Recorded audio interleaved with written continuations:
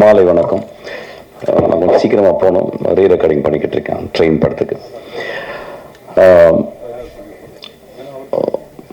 கிட்டத்தட்ட நகரங்களில் இருக்க எல்லா மனிதர்களும் ஒரு நாள் கிராமங்களிலிருந்து வந்தவங்க தான். இன்னைக்கு இந்த கூத்தை பார்க்கும்போது, first of all I want everybody to stand up and give big standing ovation for those people. அவங்க இந்த கூத்து பண்ணதுக்காக எல்லாரும் எந்திரிச்சு நின்று அவங்களுக்கு ஒரு ஸ்டாண்டிங் ஓவேஷன் கொடுக்கணும். ஏன்னா இந்த ஸ்டாண்டிங் ஓவேஷன் எழுந்திரிச்சு இல்லைங்க ப்ளீஸ், எனக்கு தயவுசு நன்றிங்க. ஏன்னா பீத்தாவன் அவருடைய 5th சிம்பனியை அவர் அரங்கேற்றம் செய்யும் போது 11 நிமிஷம் ஸ்டாண்டிங் ஓவேஷன் பண்ணாங்களாம். அதுக்காக உங்களுக்கு ஒரு நிமிஷமாவது ஒரு ஸ்டாண்டிங் ஓவேஷன் கொடுப்போம் நம்ம எல்லாரும்.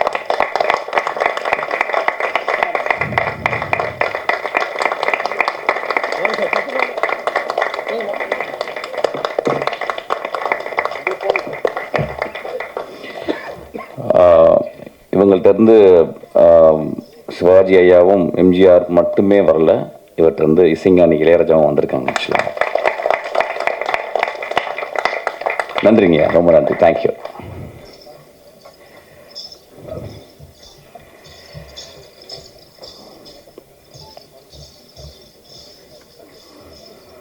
அந்த கிராமத்தில் இருந்து சென்னைக்கு வந்தவங்க அல்லது ஒரு மஃபசலம் கிராமம் தான், அதுலேருந்து எல்லாருமே அப்படி தான் மைக்ரேட் ஆகிருக்கும்.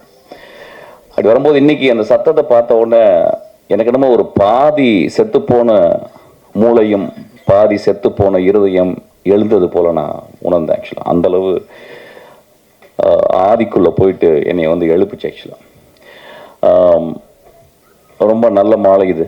ஏன்னா நேற்று திடீர்னு குழந்தை என்கிட்ட நீங்கள் வரணும் அப்படின்னு கேட்டால் நான் வரண்டாமா, ஏன்னா என்னுடைய அசிஸ்டண்டா நீ என்கிட்ட பாவம் தெரியல. ஓகே, நான் 5ஆவதில் ஒர்க் பண்ணேன். அப்போ ரொம்ப சென்சிபிளான சக்தி. அதுக்கப்புறம் சினிமா பயணத்துலேருந்து வெளியே போயிட்டு அப்புறம் சினிமாவிலே இருப்பான், பட் நிறைய வேலைகள்லாம் செய்வான். ஆக்சுவலாக அவன் ரொம்ப நாளைக்கு முந்தைய ஒரு கதை சொன்னான். இந்த கதை எனக்கு வேக தான் ஞாபகம். ஆனால் சார் இந்த கதை ஒரு நாய்களை பற்றி, அதுக்கு பின்னால் அதுக்கு முன்னால் இருக்க மனிதர்களை பற்றி அப்படின்னா கதை சத்துங்க ப்ளீஸ். அந்த போஸ்டரை பார்க்கும்போது அங்கே ஒரு 5-6 மனிதர்களும் இங்கே ஒரு 7-8 நிஜ மனிதர்களும் இருந்ததை பார்த்தேன். ஆக்சுவலாக